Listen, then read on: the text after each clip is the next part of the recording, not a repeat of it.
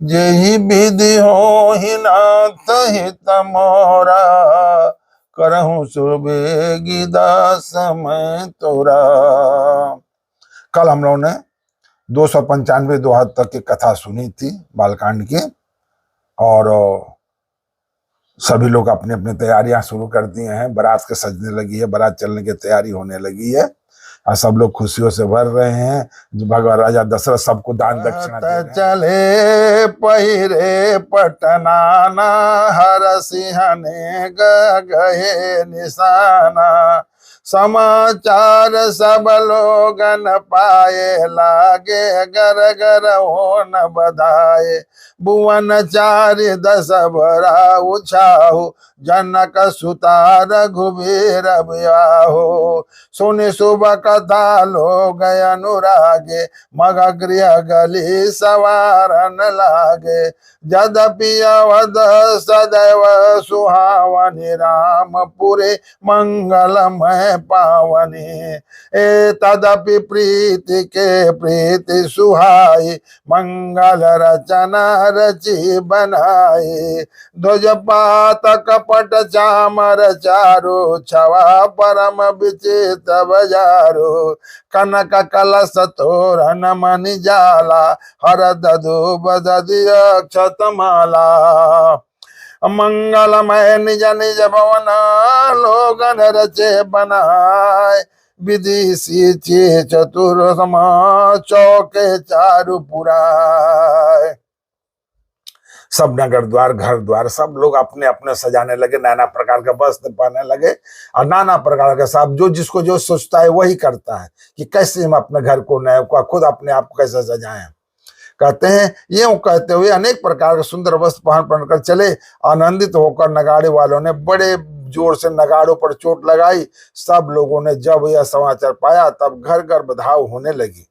14 लोक में उत्सव भर गया कि जानकी जी की और श्री रघुनाथ जी का विवाह होगा। यह शुभ समाचार पाकर लोग प्रेम मग्न हो गए, और रास्ते घर तथा गलियां सजने लगी। यद्यपि अयोध्यादि पहले से सजी सजाई है, जहां भगवान पुरुष श्री रामचंद्र की का जन्म है, वो नगरी कैसी होगी, उसके सजाने की क्या जरूरत है, वो तो खुद सजी हुई है, जहां खुद भगवान ही अवतरित हुए हैं। यद्यपि अयोध्या ध्वजा पताका पर्दे और सुंदर चावरों से सारा बाजार बहुत ही अनूठा छाया हुआ है। सोने के कलश, तोरण, मणियों की झालरें, हल्दी, दूध, दही, अक्षत और मालाओं से भरी है। लोगों ने अपने अपने घरों को सजाकर मंगलमय बना लिया। गलियों को चतुर्मास से सींचा और द्वारों पर सुंदर चौके पुराए। चंदन, केसर, कुस्तरी और कुपर से बने हुए एक सुगंधित द्रव्य को चतुर्मास कहते हैं। जहाँ जोत जोत मिली भामनि, सजी नव सप्त सकल धुति दामिनी। विदु बदनी मृग सावक लोचनी, निज स्वरूप रतिमान विमोचनी। गावहि मंगल मंजुल बानी, सुनि कलरव कुल कंठल जानी। भूप भवन किमि जाई बखाना, विश्व विमोहन रचौ बिताना। अरे मंगल द्रव्य मनोहर नाना, राजत बाजत विपुल निशाना। अरे कतहु बिरद बंदी चरही, कतहु वेद दुनि भूसर करही। अरे गावही सुंदरी मंगल गीता, ले ले नाम रामय सीता। बहुत उछाहु भवन अति थोरा, मानहु मगी चला चहोरा। शोभा दशरथ भवन कई, को कवि बरने पर।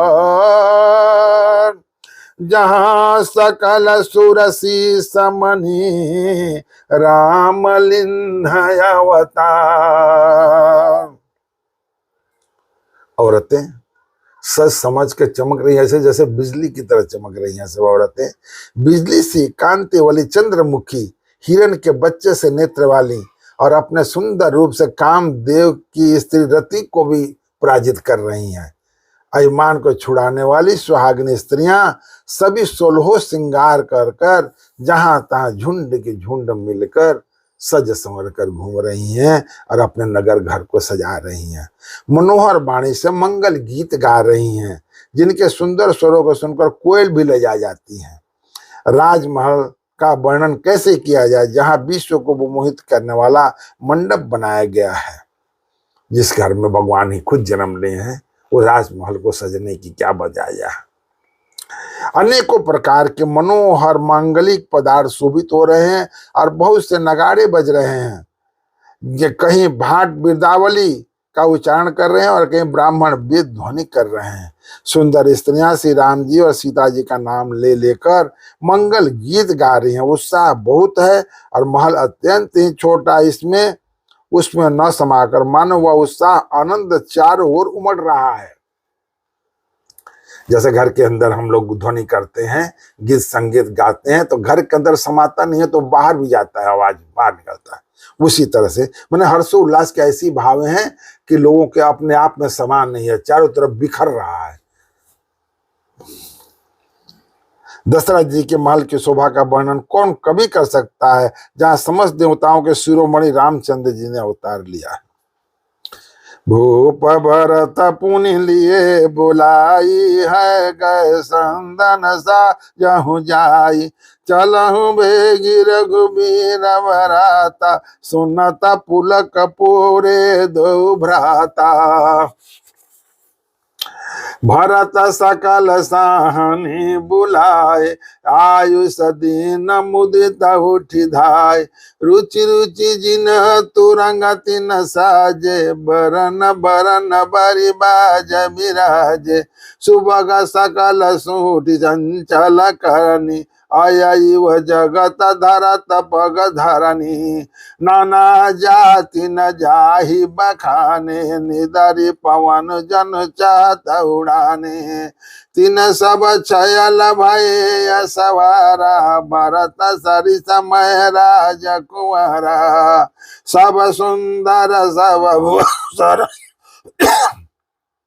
भूषण धारी, कर सर चाप तृण कटि भारी, छरे छबीले छल सब सुर सुजान नवीन, जुग पद चर अवसास असवार प्रति, जे अस कला प्रवीण, छरे छबीले छल सब सुर सुजान नवीन, जुग पद चर सवार प्रति, जे अस कला प्रवीण। सब लोग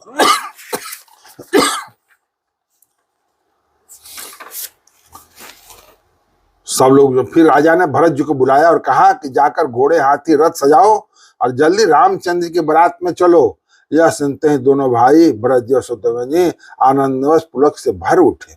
भरत जी ने सब साहनी बुलाई, साहनी मतलब सेना, और सेना के अध्यक्ष, घुड़सवार के घुड़सवालों का अध्यक्ष, घोड़ा वालों को हाथी का अध्यक्ष, हाथी वालों को, सब जो जिस सेना के अध्यक्ष, सब लोग को बुलाए और आज्ञा दी और प्रसन्न होकर उठकर आज्ञा दी कि सब लोग अपने अपने सेनाओं को सजाओ और साहनी को सजाओ, घोड़े हाथी घोड़ा सब सजाओ, रथ पाल की सब। रुचि के साथ यथा योग जिन कसकर घोड़े सजाए गए और रंग रंग के उत्तम घोड़े सुशोभित हुए। सब घोड़े बड़े ही सुंदर और चंचल करनी चाल के हैं। वे धरती पर ऐसे पैर रखते हैं जैसे चलते हुए लोहे पर रखते हों। अनेकों जाति के घोड़े हैं जिनका वर्णन नहीं हो सकता। ऐसी तेज चालक के मानो हवा का निर्धार करके उड़ना चाहते हैं। वो घोड़े इतने तेज हैं कि हवा से भी तेज जाने के लिए तैयार हैं। उन सब घोड़ों पर भरत जी के असमान अवस्था वाले, माने एक भरत जी की अवस्था वाले सब छैल छबीले राजकुमार सवार हुए। वे सभी सुंदर हैं और सब आभूषण धारण किए हुए हैं। उनके हाथों में बाण और धनुष है तथा कमर में भारी तरकस बने हैं। सभी चुने हुए छबीले छैल सूरवीर चतुर और नवयुवक हैं। प्रत्येक सवार के साथ 2 पैदल सिपाही हैं जो तलवार चलाने की कला में बड़े निपुण हैं। बांधे बिरत वीर रन गाढ़े, निकसी भये पुर बाहर ठाड़े। फिर ही चतुर तुरंग गति नाना, हर साई सुनी सुनी पवन निशाना। रथ सारथि न विचेत बनाए, ध्वज पातक मणि भूषण लाए। चंवर चार किंकन धुनि करही, भानु जान शोभाय परही। सवा करन अगणित हय होते, ते तिन्य रथ सारथि न जोते। सुंदर सकल अलंकृत सोहे, जिनहि बिलोकत मुनि मन मोहे। जे चल चलहि थलहि की नाई, टापन बूढ़ बेगय दिखाई। अस्त्र शस्त्र सब साजी बनाई, रथि सारथि न लिए बुलाई। चढ़ी चढ़ी रथ बाहर नगरा, लागी जुरन बरात। होत सगुन सुंदर सबही, जो जय कारज जा।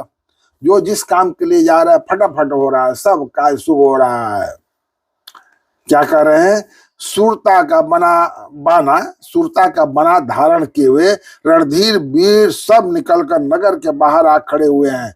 वे चतुर अपने अपने घोड़ों को तरह तरह की चालों से फिर रहे हैं और भेरी तथा नगाड़े की आवाज सुन सुनकर प्रसन्न हो रहे हैं। साथियों ने ध्वजा पताका मणि और आभूषणों को लगाकर रथों को बहुत विलक्षण बना दिया है। उनमें सुंदर चंवर लगे हैं और घंटियां सुंदर शब्द कर रही हैं। वे रथ इतने सुंदर है मानो सूर्य के रथ की शोभा छीन लेते हैं। अंगणित सामकर्ण घोड़े थे, उनको सारथियों ने उन रथों में जोत दिए हैं जो सभी देखने में सुंदर और गहनों से सजे हुए सुशोभित हैं और जिन्हें देखकर मुनियों के मन भी मोहित हो जाते हैं। जो जल पर भी जमीन की तरह चलते हैं, जो घोड़े जल में पानी में भी ऐसे चलते हैं मानो जमीन पर चल रहे हैं। वेग की अधिकता से उनके मन इतने वेग है, वेग का दिशा उनके टाप पानी में नहीं डूबती। अस्त्र शस्त्र सब साज सजाकर सारथियों ने रथियों को बुला लिया है। रथों पर चढ़ चढ़कर बारात नगर के बाहर जुटने लगी। जो जिस काम के लिए आता सभी को सुंदर सुकून होते हैं। कलित करी बरन परियांबरी, कहीं न जाए जही भांति सारी। चले मत गज घंट बिराजी, मनहु सुबग सावन गणराजी। हर महनय परयने का विधाना, शिव का सुग सुखासन जाना। अजिन चढ़ी चले भी प्रवर वृंदा, जन तन धरे सकल श्रुति छंदा।